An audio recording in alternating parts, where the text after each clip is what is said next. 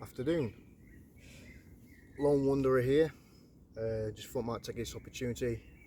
Weather's really nice today, so not been out probably for less than a week because I've been working on a project which I'll show you. Just trying to figure out where to put. I always do this. Where to put my remote. So two things really. Might do the other video after. One is, I don't know if you've seen my previous video, I made a traditional Kephart style knife out of an old disused butcher's knife. I think it was stainless steel, and I actually quite liked or enjoyed the project making the knife.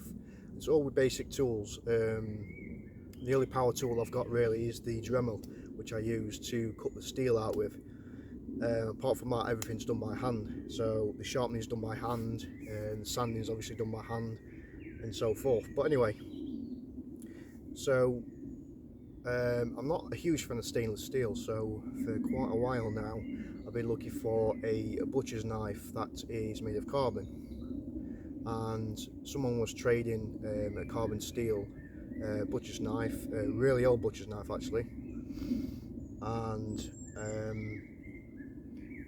so got in contact with him and managed to get it off him in a trade, and I decided to make a knife from it. And this is, I'm quite proud of this actually. And this is it. So if you've seen my previous video about the other one I made from Steel and Steel, and so this is what I've been up to for the past few days. So it turned out quite well. So obviously the original butcher's knife was probably about 4 inches longer, and obviously a lot fatter here. It's really old as well. You can see the traditional pinned in handle, which I've slightly, not too much the handle, I've just like kind of sanded it, and obviously I've filled it in, full tang, filled it in. There was a maker's mark on this, but it was really illegible even when I was cleaning it.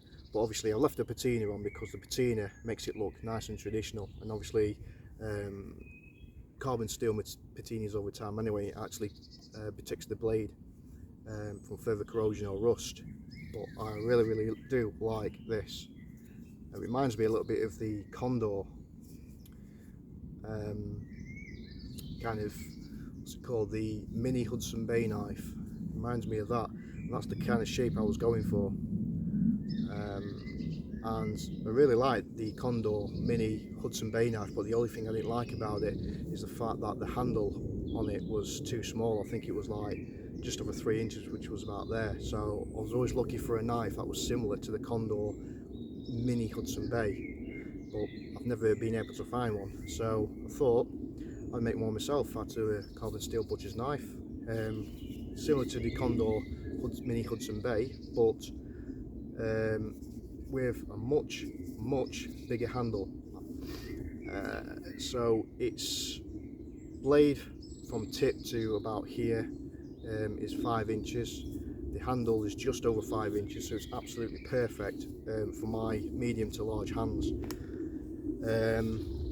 As traditional butcher's knives go, obviously it's full flat grind, and I've put my own secondary bevel on the knife right up to this tip here, slightly bellied out here because if anybody's seen a traditional butcher's knife, they tend to start off thin, and then as they get towards the tip area, they kind of get really fat. So to make a knife, especially by hand, and cut the steel and trying to keep the bevel in place all the way up to the area where it widens the most is quite difficult. But obviously I've done it before, I did it with a stainless steel one, but this being carbon steel, it was a lot easier to cut than the stainless steel. So really today was just about getting out and probably putting this through its paces, and really enjoyed this. I enjoyed making it, I enjoyed using it this morning. It accomplished most bushcraft tasks. Obviously, it's not going to be a chopper, but that's not what I wanted it for. And it's aged really well, especially the patina. I love that patina on it. I think it's fantastic.